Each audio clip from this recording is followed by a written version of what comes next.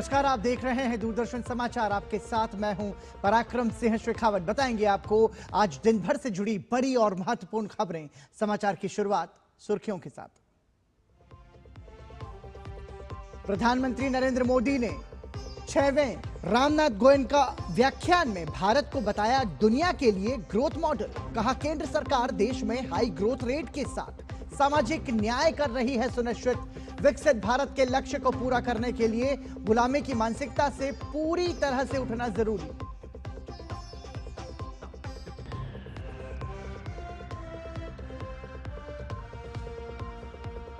बिहार में नई सरकार के गठन की तैयारी तेज। मंगलवार को होगी भाजपा विधायक दल की बैठक। नीतीश कुमार ने राजभवन जाकर राज्यपाल आरिफ मोहम्मद से की मुलाकात। महागठबंधन में हार को लेकर घमासान का दौर जारी।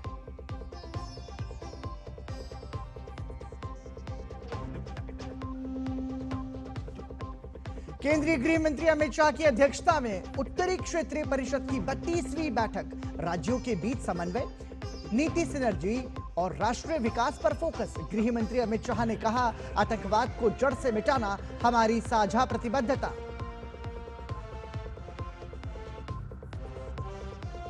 दिल्ली ब्लास्ट मामले में एनआईए का एक्शन जारी। श्रीनगर से जसीर बिलाल वानी उर्फ दानिश गिरफ्तार। बम विस्फोट करने वाले आतंकवादी का था सहयोगी। 10 दिन के लिए एनआईए के रिमांड में भेजा गया आरोपी आमिर राशिद।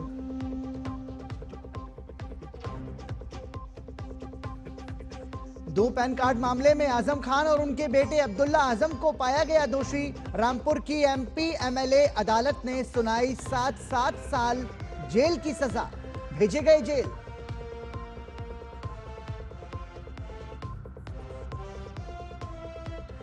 और बांग्लादेश में अपदस्थ प्रधानमंत्री शेख हसीना को अंतर्राष्ट्रीय अपराध न्यायाधिकरण द्वारा मौत की सजा सुनाए जाने के बाद विरोध प्रदर्शन।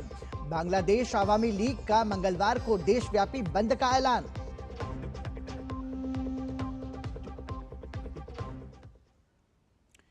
प्रधानमंत्री नरेंद्र मोदी ने दिल्ली में 6वें रामनाथ गोयनका व्याख्यान में शिरकत की। प्रधानमंत्री ने रामनाथ गोयनका को भारत के विकास और राष्ट्र प्रथम के प्रति समर्पित व्यक्तित्व बताया। उन्होंने कहा कि रामनाथ गोयनका ने लोकतांत्रिक मूल्यों की स्थापना के लिए पत्रकारिता को नई ऊंचाई दी। प्रधानमंत्री ने 21वीं सदी के भारत और वैश्विक चुनौतियों के बारे में कहा कि आकांक्षी भारत की विकास गति सही दिशा में है। इसी वजह से कोविड की चुनौती, बाधित सप्लाई चेन और वैश्विक संकटों के बीच भी भारत की ग्रोथ 7% की है और भारत दुनिया के लिए ग्रोथ मॉडल है। साल 2022 में यूरोपियन क्राइसिस के कारण पूरे दुनिया की सप्लाई चेन और एनर्जी मार्केट प्रभावित हुआ। इसका असर पूरी दुनिया पर पड़ा। इसके बावजूद भी 2022-23 में हमारी इकोनॉमी की ग्रोथ तेजी से होती रही। साल 2023 में वेस्ट एशिया में स्थितियां बिगड़ी, तब भी हमारी ग्रोथ रेट तेज रही। और इस साल भी जब दुनिया में अस्थिरता है, तब भी हमारी ग्रोथ रेट 7% के आसपास है। साथियों, आज जब दुनिया डिसरप्शन से डर रही है, भारत वाइब्रेंट फ्यूचर के डायरेक्शन में आगे बढ़ रहा है। प्रधानमंत्री ने कहा कि विकसित भारत के लक्ष्य को पूरा करने के लिए गुलामी की मानसिकता से पूरी तरह से उठना भी जरूरी है। उन्होंने बताया कि किस तरह से साल 1835 में मैकाले ने भारतीय शिक्षा व्यवस्था में बदलाव किया। भारतीय ज्ञान, विज्ञान, कला, संस्कृति, शिल्प सबको एक कूड़ेदान में फेंक दिया, जिससे एक हीन भावना का संचार हुआ। दुर्भाग्य से यह आजादी के बाद भी जारी रहा। विदेशी तौर तरीकों को श्रेष्ठ माना गया, आयातिक सामान की गुणवत्ता को स्वदेशी से बेहतर माना गया। लेकिन अब वक्त है कि इस मानसिकता से आजादी मिलनी ही चाहिए। हमने नई नेशनल एजुकेशन पॉलिसी में स्थानीय भाषाओं में पढ़ाई पर विशेष बल दिया है और मैं बहुत स्पष्टता से कहूंगा, हमारा विरोध अंग्रेजी भाषा से नहीं है। हम भारतीय भाषाओं के समर्थन में हैं। साथियों, मैकाले द्वारा किए गए उस अपराध को 1835 में जो अपराध किया गया, 2035 10 साल के बाद 200 साल हो जाएंगे। और इसलिए आज आपके माध्यम से पूरे देश से एक आह्वान करना चाहता हूं।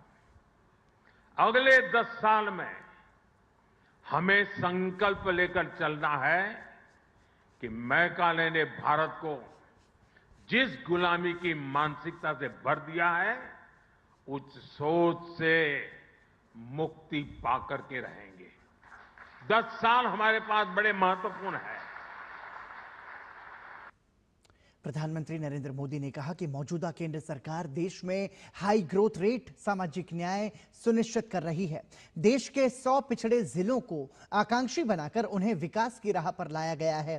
25 करोड़ लोगों को गरीबी से बाहर निकाला गया है।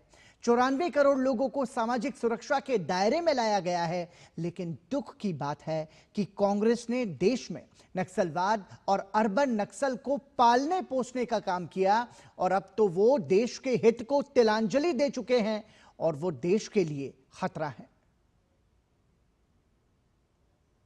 बीते 5 दशकों तक देश का करीब करीब हर बड़ा राज्य माओवादी आतंक की चपेट में रहा।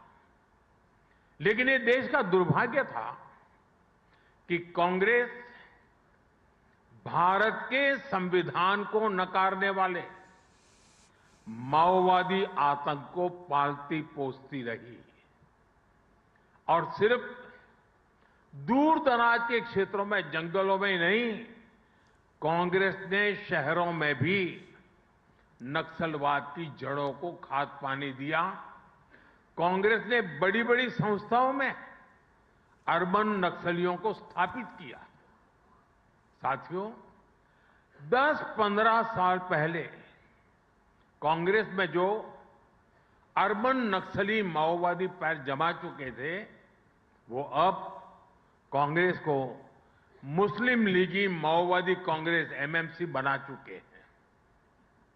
और मैं आज पूरी जिम्मेदारी से कहूंगा कि मुस्लिम लीगी माओवादी कांग्रेस अपने स्वार्थ में देश हित को तिलांजलि दे चुकी है। आज की मुस्लिम लीगी माओवादी कांग्रेस देश की एकता के सामने बहुत बड़ा खतरा बनती जा रही है। प्रधानमंत्री ने देश की सभी राज्य सरकारों को एक साथ मिलकर विकसित भारत और लोगों की आकांक्षाओं को पूरा करने की दिशा में काम करने का आह्वान किया। उन्होंने कहा कि चुनाव जीतने के लक्ष्य से ज्यादा लोगों के दिल जीतने का काम करना चाहिए। प्रधानमंत्री ने बिहार विधानसभा चुनाव में राजद की करारी हार के पीछे जंगल राज को बड़ा कारण बताया। आरजेडी की सरकार को बिहार के लोगों ने 15 साल का मौका दिया। लालू यादव जी चाहते तो बिहार के विकास के लिए बहुत कुछ कर सकते थे, लेकिन उन्होंने जंगल राज का रास्ता चुना। बिहार के लोग इस विश्वासघात को कभी भूल नहीं सकते। इसलिए आज देश में जो भी सरकारें हैं, चाहे केंद्र में हमारी सरकार है या फिर राज्यों में अलग अलग दलों की सरकारें हैं, हमारी सबसे बड़ी प्राथमिकता सिर्फ एक होनी चाहिए, विकास, विकास और सिर्फ विकास। बिहार में एनडीए को मिली प्रचंड जनादेश के बाद सरकार गठन की तैयारियां तेज हैं। नीतीश कुमार ने राजभवन जाकर राज्यपाल आरिफ मोहम्मद खान से मुलाकात की और अपना इस्तीफा सौंपा।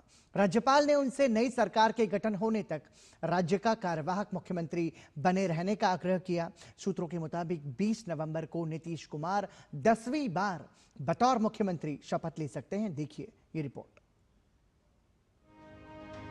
बिहार विधानसभा चुनाव में जनता से मिले जनादेश के बाद एनडीए के सरकार गठन की तैयारी तेज हो गई है। सोमवार को नीतीश कुमार ने राजभवन जाकर राज्यपाल आरिफ मोहम्मद खान से मुलाकात की और अपना इस्तीफा सौंपा। राज्यपाल ने उनसे नई सरकार के गठन होने तक राज्य का कार्यवाहक मुख्यमंत्री बने रहने का आग्रह किया। इससे पहले नीतीश कुमार के नेतृत्व में कैबिनेट की सोमवार को आखिरी बैठक हुई।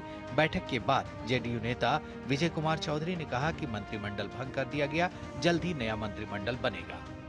19 तारीख के प्रभाव से वर्तमान विधानसभा को विघटित करने की अनुशंसा कैबिनेट ने की है, जो मुख्यमंत्री जी के माध्यम से मुख्यमंत्री जी के द्वारा अभी महामहिम को दे दिया गया है।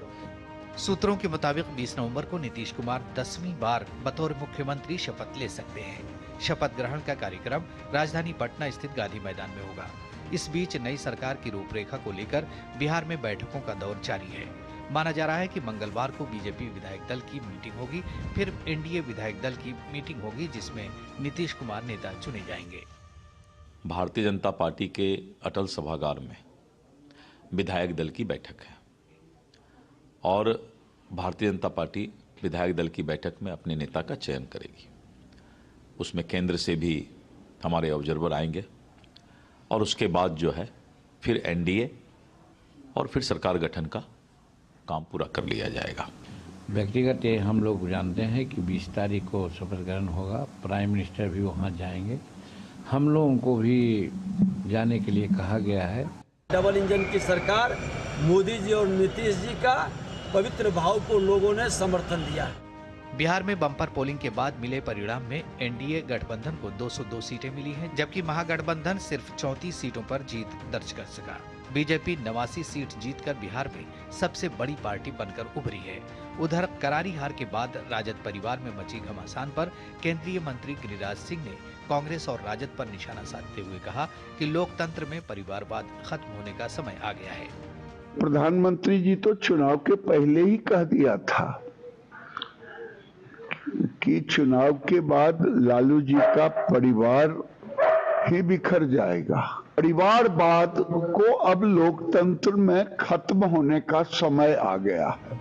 इस बीच महागठबंधन में हार को लेकर मंथन का दौर भी जारी है।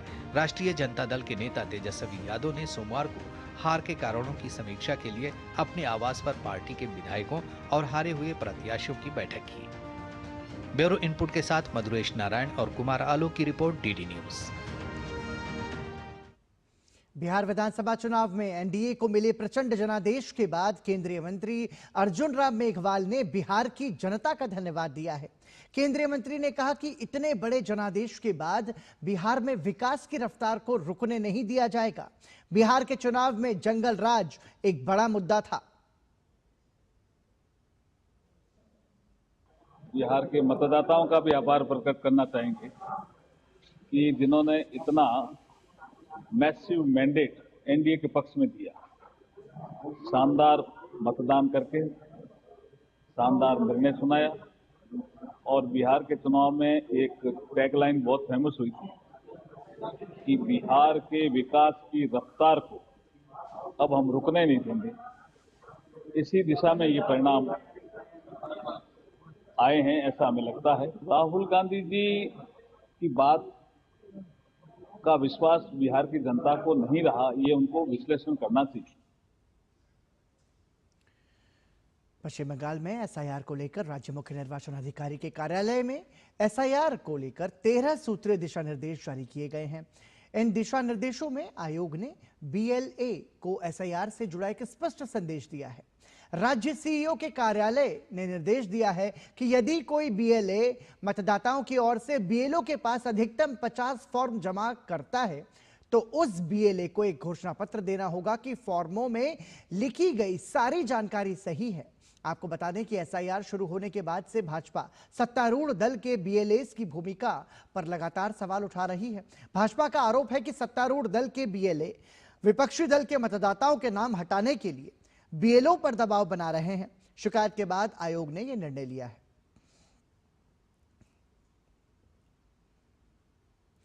उधर पश्चिम बंगाल में एसआईआर को लेकर बढ़ते विवादों के बीच भाजपा नेता अमित मालवीय ने टीएमसी को घेरा है। उन्होंने कहा कि टीएमसी को अपने वोट बैंक के घटने की चिंता है, क्योंकि एसआईआर प्रक्रिया ने बंगाल में अवैध रूप से रह रहे बांग्लादेशियों को भागने पर मजबूर कर दिया है। उन्होंने एसआईआर को एक सामान्य प्रक्रिया बताया। सोशल मीडिया प्लेटफॉर्म एक्स पर उन्होंने भाजपा नेता शुवेंदु अधिकारी के बयान को टैग करते हुए लिखा, एसआईआर मतदाता सूची को परिष्कृत करने की सामान्य प्रक्रिया है। टीएमसी सत्ता में बने रहने के लिए मृत और नकली मतदाताओं पर निर्भर रही है। स्वरूपनगर में अवैध रूप से भारत में घुसे बांग्लादेशी नागरिक अब भाग रहे हैं। टीएमसी ने एसआईआर के बाद हेराफेरी करने के लिए योजना बनानी शुरू कर दी है, क्योंकि टीएमसी का राजनीतिक अस्तित्व मतदाताओं को धोखा देकर ही बना है। कई मतदान केंद्रों पर एक ही व्यक्ति के पास कई मतदाता पहचान पत्र हैं। एसआईआर इस सब का अंत करेगा। ये मतदाता सूची को परिष्कृत करेगा और चुनावी प्रक्रिया में ईमानदारी को बहाल करेगा।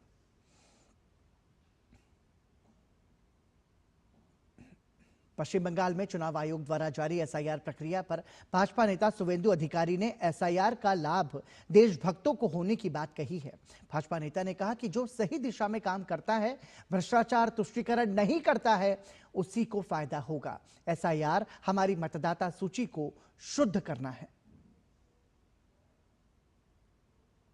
राष्ट्रवादी जो है, जो सही दिशा में काम करता है, भ्रष्टाचार, एपीजमेंट पॉलिटिक्स, परिवारवाद नहीं करता है, उनको ही फायदा होगा। इसमें एसआईआर के साथ पॉलिटिक्स के जुड़ने का कोई सवाल ही नहीं है। एसआईआर हमारी देश का वोटर लिस्ट को साफ सुथरा करना है। बिहार में हुआ है, यहाँ भी होना चाहिए। Death voter, fake voter, double triple entry voter, Bangladeshi Muslim घुसपैठिया, इन लोग का नाम नहीं रहना चाहिए। यही तो सीधा बात है। फायदा किसको होगा, चुनाव के दौरान बुझा जाएगा। डबल ट्रिपल एंट्री वोटर का फॉल्स वोटिंग टीएमसी करता है, बीजेपी नहीं करता। भारतीय निर्वाचन आयोग ने असम में मतदाता सूची के विशेष पुनरीक्षण की घोषणा की है। यह प्रक्रिया जनप्रतिनिधित्व अधिनियम 1950 की धारा 21 के तहत की जाएगी, जिसमें 1 जनवरी 2026 को योग्यता तिथि माना गया है। आयोग ने मुख्य निर्वाचन अधिकारी असम को विस्तृत कार्यक्रम भेज दिया है। प्री रिवीजन चरण में 18 से 21 नवंबर 2025 तक दस्तावेजों की छपाई और अधिकारियों का प्रशिक्षण किया जाएगा। इसके बाद 22 नवंबर से 20 दिसंबर 2025 तक बूथ लेवल अधिकारी घर घर जाकर सत्यापन करेंगे, मतदान केंद्रों का पुनर्गठन करेंगे और मतदाता सूची तथा ईपीआईसी में त्रुटियों को सुधारेंगे। इसी अवधि में मतदान केंद्रों की सूची का अंतिम रूप तैयार किया जाएगा और सेक्शन पार्ट पुनर्संरचना जैसे कार्य पूरे किए जाएंगे। रिवीजन चरण में 27 दिसंबर 2025 को एकीकृत ड्राफ्ट मतदाता सूची प्रकाशित की जाएगी। दावे और आपत्तियां 27 दिसंबर 2025 से 22 जनवरी 2026 तक ली जाएंगी, जबकि इस दौरान शनिवार और रविवार को विशेष अभियान दिवस आयोजित किए जाएंगे। सभी दावे और आपत्तियों का निपटारा 2 फरवरी 2026 तक पूरा किया जाएगा। आयोग की अनुमति और स्वास्थ्य मानकों की जांच के बाद पूरक सूची की छपाई 6 फरवरी 2026 तक कर दी जाएगी। मतदाता सूची का अंतिम प्रकाशन 10 फरवरी 2026 को निर्धारित है। निर्वाचन आयोग ने निर्देश दिया है कि पूरी प्रक्रिया के दौरान यह सुनिश्चित किया जाए कि कोई भी पात्र नागरिक सूची से बाहर न रह जाए और कोई भी अयोग्य नागरिक का नाम सूची में शामिल न हो।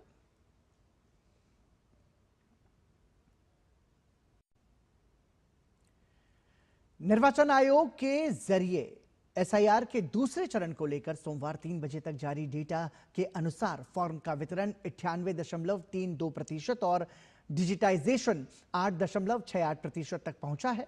4 नवंबर से 4 दिसंबर 2025 तक चल रहे इस अभियान के तहत मतदाता सूची से संबंधित एन्यूमरेशन फॉर्म यानी कि ईएफएस के वितरण और डिजिटाइजेशन की स्थिति सामने आई है। निर्वाचन आयोग के अनुसार कुल 50,97,44,423 मतदाता हैं, जिसके लिए कुल 10,41,291 बीएलओ और बीएलएस को नियुक्त किया गया है।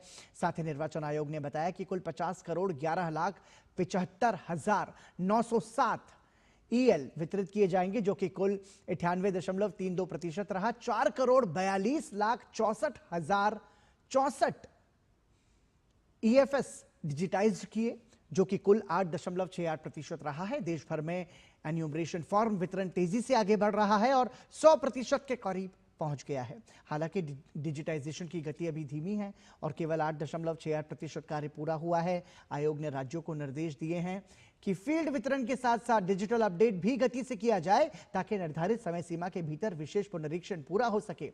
गोवा में सबसे अधिक वितरण 100% और डिजिटाइजेशन 35.74%। केरल में वितरण 95.68% और डिजिटाइजेशन 0.69% सबसे कम रहा। लक्षद्वीप में 100% वितरण 19.64% डिजिटाइजेशन। अंडमान निकोबार में 99.98% वितरण, डिजिटाइजेशन 8.65%। गुजरात में वितरण 99.43%, डिजिटाइजेशन 11.35%।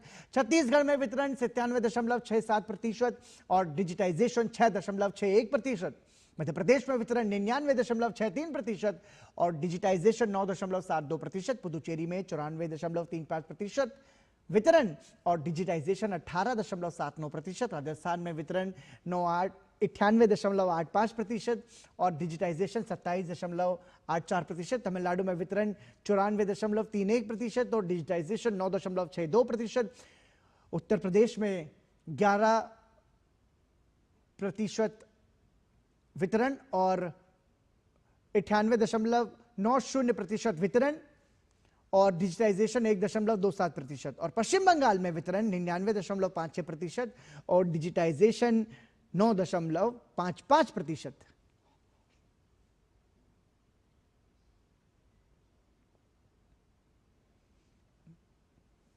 केंद्रीय गृह मंत्री अमित शाह ने कहा है कि दिल्ली में लाल किले के पास हुए धमाके के दोषियों को पाताल से भी ढूंढ कर लाएंगे और उनके लिए कठोरतम सजा सुनिश्चित करेंगे। गृह मंत्री अमित शाह ने उत्तरी क्षेत्रीय परिषद की 32वीं बैठक को संबोधित करते हुए कहा कि प्रधानमंत्री नरेंद्र मोदी के नेतृत्व में आतंकवाद को जड़ से खत्म करना सरकार की सामूहिक प्रतिबद्धता है। उन्होंने कहा कि मोदी सरकार के अब तक के ट्रैक रिकॉर्ड के अनुरूप दिल्ली बम विस्फोट के दोषियों को पाताल से भी ढूंढ निकाला जाएगा, देश के कानून के शिकंजे में लाया जाएगा और उन्हें सख्त से सख्त सजा दी जाएगी। बैठक की शुरुआत में लाल किले के पास कार बम विस्फोट और जम्मू कश्मीर नौगाम पुलिस थाने में हुए विस्फोट में मारे गए लोगों को श्रद्धांजलि दी गई और 2 मिनट का मौन रखा गया। उत्तरी क्षेत्रीय परिषद की 32वीं बैठक में राज्यों के बीच समन्वय, नीति सिनर्जी और राष्ट्रीय विकास पर जोर दिया गया। गृह मंत्री अमित शाह ने कहा कि नए 3 आपराधिक कानूनों से दोष सिद्धि दर में 25 से 40% की वृद्धि हुई है और अपराधियों को समय पर सजा मिल रही है। उन्होंने राज्य सरकारों से जांच, फोरेंसिक और न्यायालयों को तकनीक से जोड़ने की अपील की। महिलाओं और बच्चों के खिलाफ अपराधों की त्वरित जांच तथा पॉक्सो मामलों में फास्ट ट्रैक अदालतों की संख्या बढ़ाने पर भी जोर दिया गया। बैठक में जल बंटवारे, पर्यावरण, बैंकिंग सुविधाएं, आपातकालीन सहायता प्रणाली, उच्च शिक्षा, प्राथमिक कृषि ऋण समितियों को मजबूत करने, पोषण अभियान, स्कूल ड्रॉप आउट कम करने और आयुष्मान भारत में सार्वजनिक अस्पतालों की भागीदारी जैसे मुद्दों पर चर्चा हुई। सहकारिता क्षेत्र की प्रगति का उल्लेख करते हुए गृह मंत्री अमित शाह ने मिलेट्स को बढ़ावा देने के लिए सभी राज्यों से गरीबों को दिए जाने वाले 5 किलो मुफ्त अनाज में मिलेट्स शामिल करने की अपील की। सूरजकुंड की ऐतिहासिक विरासत का स्मरण करते हुए उन्होंने सिख गुरुओं के बलिदान को नमन किया और कहा कि क्षेत्रीय एकजुटता से भारत की प्रगति और वैश्विक नेतृत्व मजबूत होगा।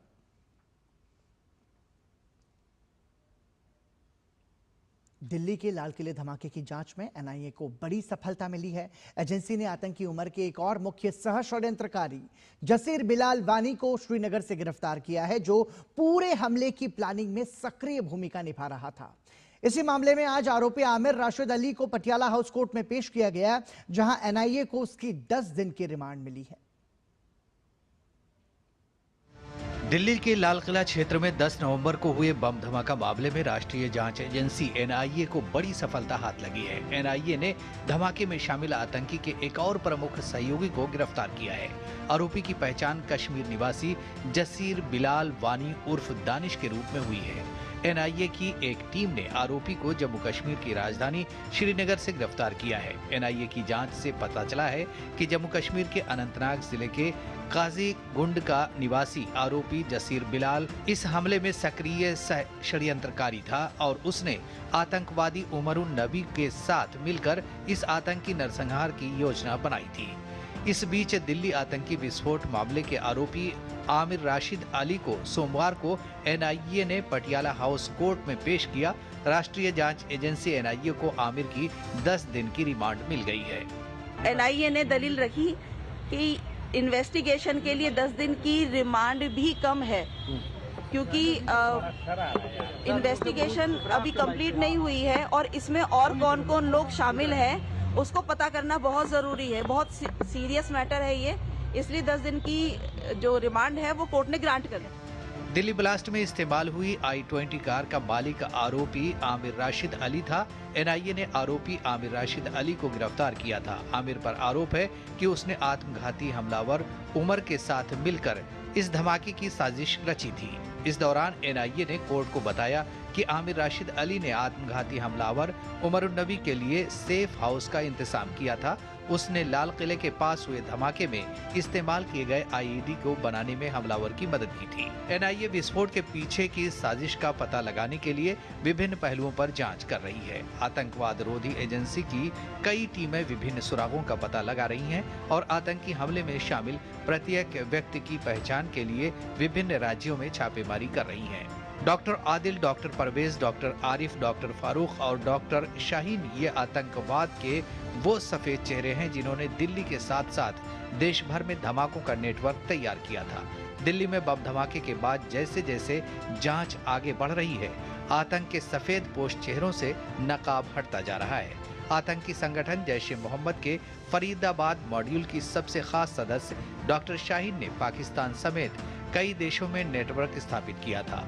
उसके संपर्क में पाकिस्तानी सेना के एक डॉक्टर समेत कश्मीरी मूल के तमाम डॉक्टर और छात्र थे जो देश के अलग अलग राज्यों में फैले हुए हैं। कश्मीरी मूल के 100 से ज्यादा डॉक्टर और मेडिकल स्टूडेंट एजेंसियों के रडार पर हैं। एनआईए द्वारा श्रीनगर में डॉक्टर शाहीन और डॉक्टर मुजम्मिल से पूछताछ में पता चला कि उन्होंने पाकिस्तान, मलेशिया, तुर्की, यूएई, मालदीव, बांग्लादेश समेत कई देशों में अपना नेटवर्क स्थापित किया था और उनकी योजना दिल्ली में कई जगहों पर बम धमाके करने के बाद भागने की थी।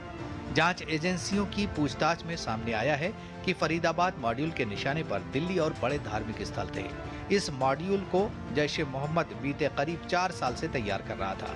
आतंक के सफेद कॉलर मॉड्यूल की शाहीन सबसे चालाक और खतरनाक आतंकी है। डॉक्टर शाहीन के 7 बैंक खातों की जानकारी मिली थी जिनमें लाखों करोड़ों के लेन देन हुए हैं, जिसकी पड़ताल की जा रही है। आतंकी संगठन जैश की महिला विंग जमाते मोमिनात की Indian head doctor Shaheen Lucknow में पिता और भाइयों के घर होने के बाद भी होटलों में रुकती थी और लोगों से मुलाकात करती थी ताकि उनको आतंक के रास्ते पर डाला जा सके।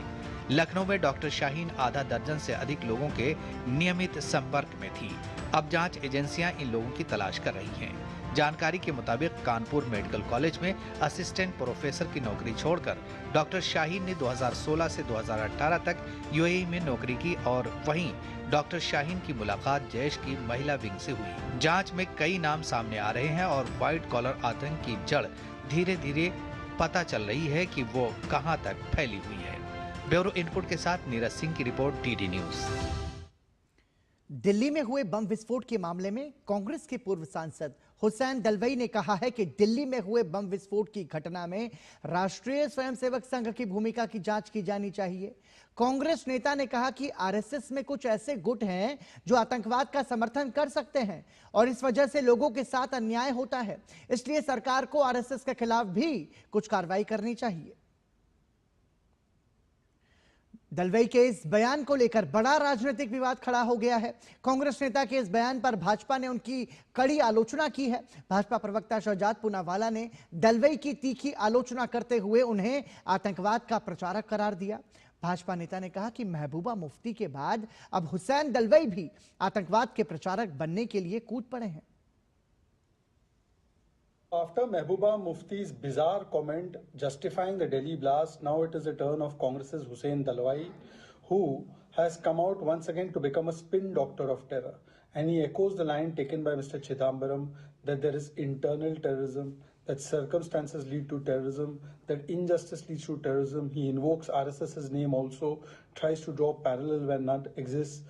And ever since the Delhi blast has taken place, these spin doctors of terror, be it the Samajwadi Party, Abu Azmi, who said these terrorists are innocent, be it the Congress leaders who started justifying the act of terror. Mehbooba Mufti, all of them put vote bank niti above Rashtra niti. This is their standard operating procedure. They've done it in the case of Yaqub, Afzal. They do it in the case of Naxals, whom they call as Shaheed.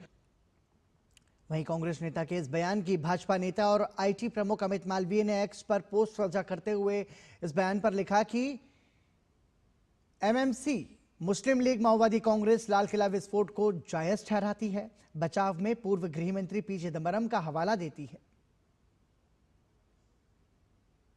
वहीं भाजपा नेता प्रदीप भंडारी ने भी कांग्रेस नेता के इस बयान की कड़ी निंदा की है। भाजपा नेता ने कहा कि राहुल गांधी की कांग्रेस लाल किला विस्फोट के आतंकवादियों को सही ठहराने और उनका बचाव करने में जुट गई है। कांग्रेस के लिए राष्ट्र सबसे बाद में, आतंकवाद का बचाव पहले है। गौरतलब है कि दिल्ली बम विस्फोट पर जम्मू कश्मीर की पार्टी पीडीपी प्रमुख महबूबा मुफ्ती ने अपने बयानों से आतंकवादियों का बचाव किया था। महबूबा मुफ्ती ने कहा, केंद्र सरकार जम्मू कश्मीर के लोगों के साथ अन्याय को केंद्र सरकार को जिम्मेदार ठहराया। दिल्ली वाले लोगों को ये समझ है या वो ये सोचते हैं जितना हिंदू मुस्लिम होगा, जितना ब्लास्ट होंगे, जितना खून खराबा होगा, उतना मुल्क में पोलराइजेशन ज्यादा होगा, उनको वोट मिलेंगे। मुझे लगता है उनको दोबारा सोचना चाहिए। मुल्क कुर्सी से बहुत बड़ा है, मगर आज पूरा जहर आलूद माहौल बन गया और कहीं ना कहीं वो जहर आलूद माहौल भी जिम्मेवार है जो आज कश्मीर के नौजवान अपने रास्ते से अलग होके कोई खतरनाक रास्ता इख्तियार कर रहे हैं। आपने दुनिया को बोला कश्मीर में सब ठीक हो गया, मगर अब देखिए कश्मीर का मुसीबत जो हमारी थी वो परसों रेड फोर्ट लाल किले के सामने बोल पड़ी। समाजवादी पार्टी के वरिष्ठ नेता आजम खान और उनके बेटे अब्दुल्ला आजम को 2 पैन कार्ड मामले में उत्तर प्रदेश की रामपुर एमपी एमएलए कोर्ट से बड़ा झटका लगा है। अदालत ने सोमवार को धोखाधड़ी के इस मामले में पिता पुत्र दोनों को दोषी करार देते हुए 7-7 साल कैद की सजा सुनाई है। इसके साथ ही कोर्ट ने दोनों पर 50-50 हज़ार रुपए का जुर्माना भी लगाया है। ये मामला 2019 में रामपुर शहर से भाजपा विधायक आकाश सक्सेना द्वारा दर्ज कराया गया था, जिसमें अब्दुल्ला पर 2 अलग-अलग जन्मतिथि से पैन कार्ड बनवाने का आरोप था। फैसला आते ही आजम खान और अब्दुल्ला आजम को न्यायिक हिरासत में लेकर जेल भेज दिया गया। इस फैसले से आजम खान की मुश्किलें एक बार फिर बढ़ गई हैं। 2 पैन कार्ड के इस्तेमाल के मामले में दोनों को 7 वर्ष की सजा सुनाई। सत्य की जीत हुई है। सत्य की हमने हमेशा कोर्ट के फैसले का स्वागत किया है। अब्दुल्ला आजम खान के 2 फर्जी पैन कार्ड वाला मामला था। ये मामला 2019 में जो वर्तमान में शहर विधायक हैं श्री आकाश सक्सेना जी, उनकी शिकायत पर यह दर्ज हुआ था और 2019 से 2025 में इसका निर्णय आया और निर्णय में माननीय न्यायालय ने वादी पक्ष की गवाही और अभियोजन पक्ष की गवाही को मानते हुए अब्दुल्ला आजम खान और आजम खान को 7-7 साल की सजा सुनाई। उत्तर प्रदेश के उप मुख्यमंत्री ब्रजेश पाठक ने सपा नेता आजम खान के जेल भेजे जाने को लेकर कहा कि सब कुछ कोर्ट के निर्णय के अनुसार ही होगा। कोर्ट के फैसले का सभी लोग सम्मान करते हैं। माननीय न्यायालय ने जो कहा है और उस निर्णय का सभी लोग सम्मान करते हैं और माननीय न्यायालय के निर्णय के अनुसार ही हो रहा है। बिहार के विधानसभा चुनाव में एनडीए को प्रचंड बहुमत मिलने के बाद विपक्षी खेमे में बौखलाहट है। विपक्ष के नेता अब भी इस करारी हार को पचा नहीं पा रहे हैं। इसी बीच कांग्रेस के वरिष्ठ नेता और राज्यसभा सदस्य दिग्विजय सिंह ने बिहार चुनाव के नतीजों को लेकर आधारहीन सवाल उठाते हुए सत्ताधारी गठबंधन के साथ साथ चुनाव आयोग को भी कटघरे में खड़ा कर दिया। दिग्विजय सिंह ने कहा कि बिहार चुनाव में 62 लाख वोट कटे और 20 लाख वोट जुड़े। किसके वोट कटे और किसके वोट जुड़े, चुनाव आयोग ने इसकी जानकारी हमें नहीं दी। उन्होंने विशेष गहन पुनरीक्षण को लेकर भी सवाल उठाए और कहा कि मतदाता सूची में नाम जोड़ने की जिम्मेदारी चुनाव आयोग की है, लेकिन अब मतदाताओं पर भार डाल दिया गया है। एसआईआर पर उन्होंने कहा कि अब सभी विपक्षी दल को मिलकर निर्णय लेना होगा। वहीं कारोबारी और कांग्रेस नेता प्रियंका गांधी के पति रॉबर्ट वाड्रा ने भी दिग्विजय सिंह के आरोपों का समर्थन करते हुए बिहार के नतीजों को अनुचित और अस्वीकार्य बताया। रॉबर्ट वाड्रा ने दावा किया कि बिहार के लोग नतीजों से खुश नहीं हैं। जो कुछ हुआ वो चुनाव आयोग की मदद से हुआ। तो जैसा कि हमने आपको बताया कि बिहार विधानसभा चुनाव परिणाम को लेकर दिग्विजय सिंह और रॉबर्ट वाड्रा के जो आरोप उन्होंने लगाए, उन्होंने कहा कि आधारहीन आरोप है, इस पर भाजपा हमलावर है। भाजपा नेता मुख्तार अब्बास नकवी ने कांग्रेस पार्टी और दिग्विजय सिंह पर जमकर हमला बोला। मुख्तार अब्बास नकवी ने कहा कि कांग्रेस झूठे और मनगढ़ंत आरोप लगा रही है और इसी के चलते आज कांग्रेस गर्त में है। मुझे अफसोस हो रहा है कि बेसलेस कांग्रेस का ब्रेनलेस जो बेवकूफ़ी है उसको ये दिखाई नहीं पड़ रहा है कि उसका जनाधार आज भी वेंटिलेटर पर है लेकिन अहंकार एक्सीलेटर पर है। और इस बेसलेस कांग्रेस की ब्रेनलेस बेवकूफ़ी का नतीजा है कि एक के बाद एक जो है वो गच्चा खा रही हैं। आप जो है वो कब तक जनादेश का अपमान करते रहेंगे? कब तक आप जो है वो जनादेश के बारे में जो है दुष्प्रचार करते रहेंगे? कब तक जो है वो देश की लोकतांत्रिक और संवैधानिक व्यवस्था के प्रति के खिलाफ वार और प्रहार करते रहेंगे? उसी का नतीजा है कि आपको जो है वो जनता एक के बाद एक जो है वो पराजित कर रही है, एक के बाद एक आपका सुपड़ा साफ कर रही है। पश्चिम बंगाल में शिक्षक भर्ती को लेकर एक बार फिर राजनीतिक घमासान छिड़ गया है। नई साक्षात्कार सूची जारी होते ही भ्रष्टाचार के आरोपों को लेकर नौकरी के उम्मीदवार सड़कों पर उतर आए हैं और इस मुद्दे पर भाजपा ने ममता सरकार के खिलाफ मोर्चा खोल दिया है। विपक्ष के नेता शुभेंदु अधिकारी ने सीधे तौर पर आरोप लगाया है कि टीएमसी विधायक जेल से ही भर्ती घोटाले को नियंत्रित कर रहे हैं। वहीं भाजपा सांसद अभिजीत गंगोपाध्याय ने सरकार पर योग्य उम्मीदवारों के साथ पूरी तरह से धोखा करने का आरोप लगाया है। इन आरोपों के बीच सोमवार को करुणामयी परिसर में हुए इस प्रदर्शन को पुलिस ने देर रात जबरन हटा दिया। प्रदर्शनकारियों ने पुराने उम्मीदवारों को अनुभव के आधार पर दिए गए अतिरिक्त 10 अंकों पर भी गंभीर सवाल उठाए। रक्षा सचिव राजेश कुमार सिंह ने 15 से 17 नवंबर 2025 तक मध्य क्षेत्र के अग्रिम स्थानों का व्यापक दौरा किया। इस दौरान रक्षा सचिव को पिथौरागढ़ में उत्तर भारत क्षेत्र के जनरल ऑफिसर कमांडिंग तथा 119 आई इन्फेंट्री ब्रिगेड ग्रुप के कमांडर द्वारा प्रमुख परिचालन मुद्दों पर विस्तृत जानकारी दी गई। रक्षा सचिव ने नवीडांग की यात्रा के दौरान संबंधित बटालियन कमांडर्स और सीमा सड़क संगठन की परियोजना हीरक के मुख्य अभियंता के साथ बातचीत कर कार्यों का जायजा लिया। अधिकारियों ने उन्हें रणनीतिक गतिशीलता बढ़ाने और राष्ट्रीय सुरक्षा को सुदृढ़ करने के उद्देश्य से संचालित महत्वपूर्ण सीमावर्ती बुनियादी ढांचा परियोजनाओं की प्रगति और परिचालन पक्षों से अवगत कराया। इस पूरे दौरे के दौरान महानिदेशक सीमा सड़क भी रक्षा सचिव के साथ मौजूद रहे। 16वें वित्त आयोग के अध्यक्ष डॉक्टर अरविंद पनगड़िया के नेतृत्व में एक उच्च स्तरीय प्रतिनिधिमंडल ने सोमवार को प्रधानमंत्री नरेंद्र मोदी से मुलाकात की। प्रधानमंत्री ने सोशल मीडिया साइट एक्स पर मुलाकात की जानकारी दी। नई दिल्ली के भारत मंडपम में अंतर्राष्ट्रीय व्यापार मेले में केंद्रीय मंत्री डॉक्टर मनसुख मांडविया ने कर्मचारी भविष्य निधि संगठन यानी ईपीएफओ के पंडाल का उद्घाटन किया। इस मौके पर केंद्रीय श्रम और रोजगार राज्य मंत्री शोभा करंदलाजे, केंद्रीय भविष्य निधि आयुक्त रमेश कृष्णमूर्ति भी मुख्य रूप से मौजूद रहे। इस पंडाल में प्रधानमंत्री विकसित भारत रोजगार योजना, पेंशनर्स हेल्प डेस्क, ई सर्विसेज, एम्प्लॉयर्स हेल्प डेस्क और ईपीएफओ संबंधी जानकारी प्रदान की जा रही है। केंद्रीय सूक्ष्म लघु और मध्यम उद्यम मंत्री जीतन राम मांझी ने नई दिल्ली के भारत मंडपम में चल रहे 44वें भारत अंतर्राष्ट्रीय व्यापार मेले में MSME, KVIC, coir board, NSSH pandal का उद्घाटन किया। इस मौके पर एमएसएमई और श्रम एवं रोजगार राज्य मंत्री शोभा करंदलाजे और खादी एवं ग्रामोद्योग आयोग के अध्यक्ष मनोज कुमार भी मौजूद रहे। केंद्रीय मंत्री जीतन राम मांझी और राज्य मंत्री शोभा करंदलाजे ने उद्घाटन के बाद पंडाल के स्टॉल्स का दौरा किया और विभिन्न पारंपरिक विनिर्माण प्रक्रियाओं का लाइव प्रस्तुतिकरण देखने के साथ प्रतिभागियों और प्रदर्शकों का उत्साहवर्धन किया। राजनीतिक अलग है, लेकिन मानवीय दृष्टिकोण से रोहिणी आचार्य और उनके और सब बहन जो बाहर निकली हैं, इसको मैं बहुत बड़ा दुखद मानता हूँ।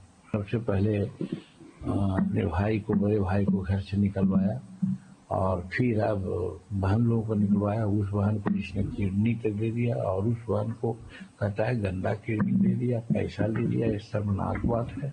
इस चीज़ को तो हम समझते हैं कि बिहार की जनता बर्दाश्त नहीं करेगी और हम तो व्यक्तिगत रूप में कहते हैं कि हम इस प्रकरण से बहुत दुखी हैं और बहुत संवेदना हम व्यक्त करते हैं रोहिणी आचार्य के प्रति। सूक्ष्म लघु और मध्यम उद्यम मंत्रालय के पंडाल में भविष्य की दुनिया, आज की हकीकत को देखा जा सकता है। जी हां, एमएसएमई पंडाल में ऑगमेंटेड रियलिटी, वर्चुअल रियलिटी और मिक्स्ड रियलिटी, एआर, वीआर और एमआर तकनीकें किस तरह हमारे सीखने, काम करने और मनोरंजन के तरीकों को पूरी तरह बदल रही है, इसको दिखाने का प्रयास किया गया है। एमएसएमई ने हमें एक प्लेटफॉर्म प्रोवाइड किया है जहां पे आज के टाइम की ग्रोइंग टेक्नोलॉजी है, इवॉल्व होने के लिए, बच्चों के लिए, ट्रेनिंग सेंटर के लिए, हेल्थ केयर के लिए और आप कह सकते हैं कि गेमिंग सेक्टर के लिए भी आजकल वर्चुअल रियलिटी, ऑगमेंटेड रियलिटी का बोलबाला चल रहा है। जैसे कि आपको लैब पे कोई ट्रेनिंग दी जाती थी, तो लैब की ट्रेनिंग में एक खर्चा आता है, आपका मटेरियल यूज होता है। लेट्स सपोज अगर केमिस्ट्री की लैब की हम बात करें तो उनका जो भी वो वहाँ पे यूज करते हैं, परखनली या बीकर्स जो भी हैं, उनके टूटने के डर होते हैं। बट ये एड ऑन ये हो रहा है कि वर्चुअल रियलिटी आपको एक पूरा वर्चुअल लैब इन्वायरमेंट दे सकता है लर्निंग के पर्पज में। केंद्रीय सामाजिक न्याय और अधिकारिता मंत्री डॉक्टर वीरेंद्र कुमार ने नई दिल्ली में चल रहे अंतर्राष्ट्रीय व्यापार मेले में मंत्रालय के पंडाल और विभिन्न स्टॉल्स का उद्घाटन किया। इनमें दिव्यांग कारीगरों, उद्यमियों के उत्पादों और पहलों को प्रदर्शित किया गया है। इस कार्यक्रम में सामाजिक न्याय और अधिकारिता राज्य मंत्री BL वर्मा, सचिव अमित यादव भी मुख्य रूप से मौजूद रहे। इस मौके पर डॉक्टर वीरेंद्र कुमार ने बताया कि दिव्यांगजन सशक्तिकरण विभाग के समर्थन से कॉफी स्टॉल लगाए गए हैं। इन स्टॉल्स में दिव्यांग कारीगरों द्वारा विकसित अत्याधुनिक सहायक तकनीकों और पारंपरिक शिल्पों को प्रदर्शित किया गया है।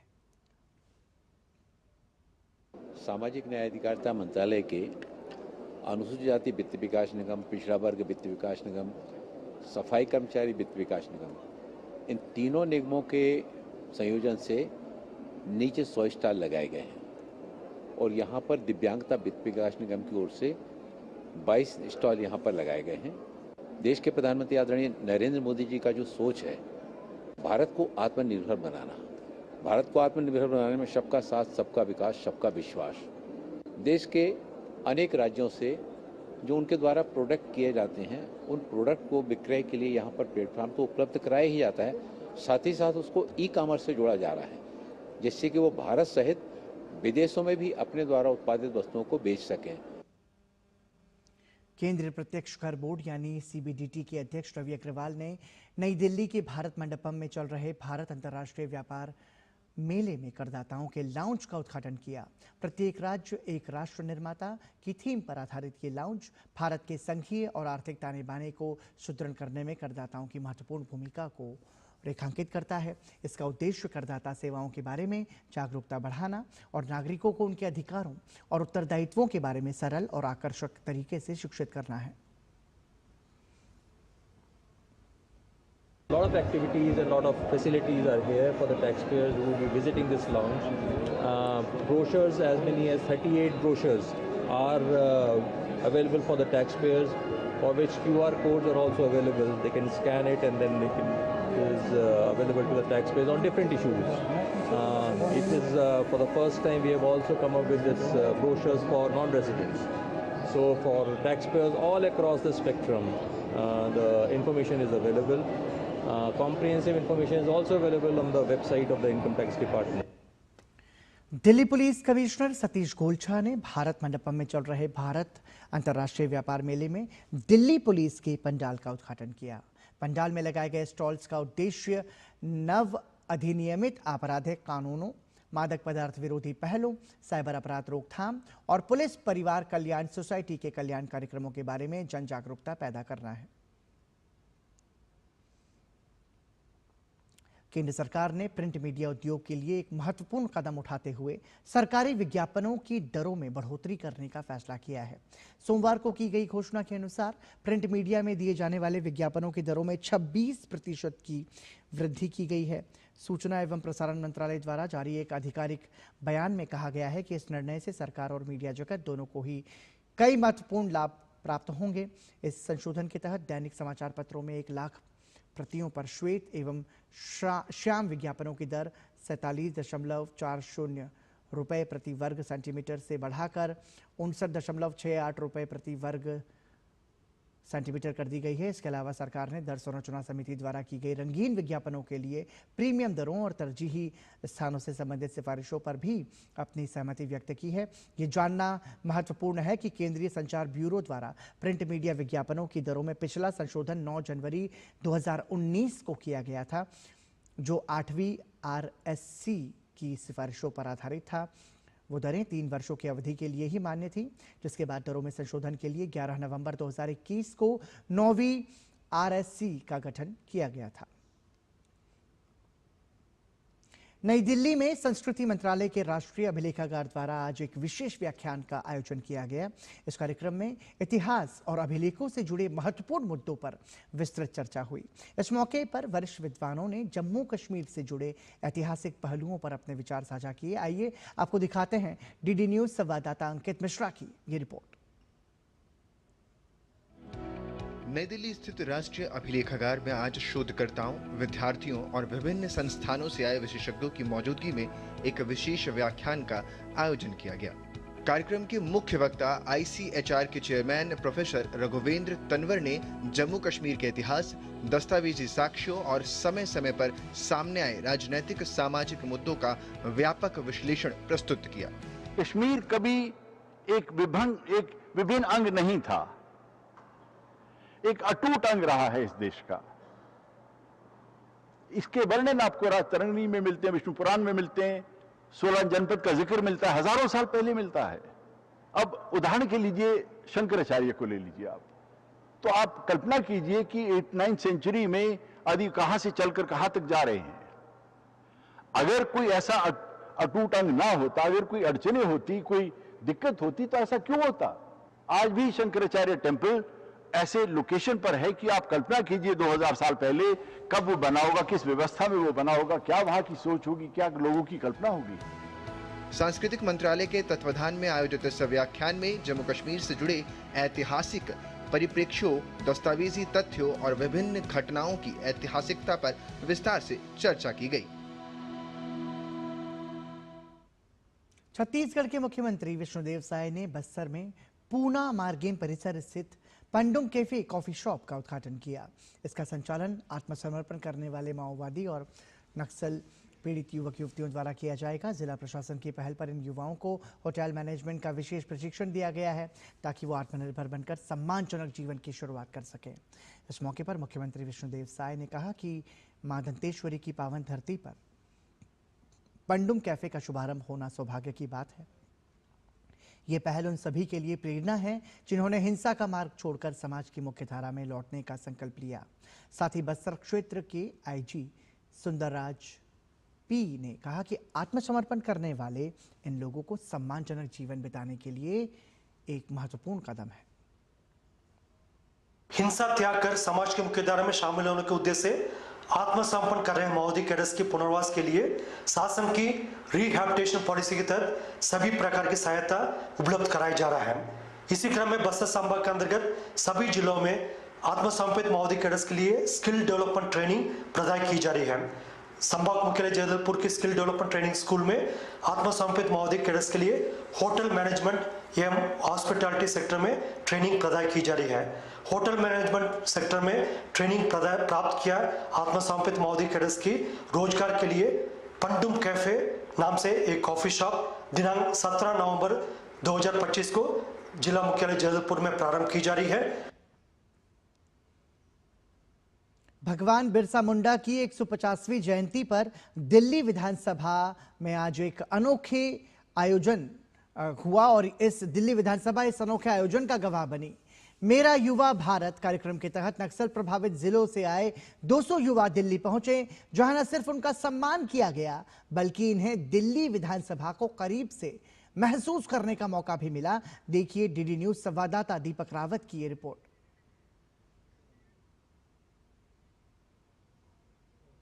मौजूद रहे।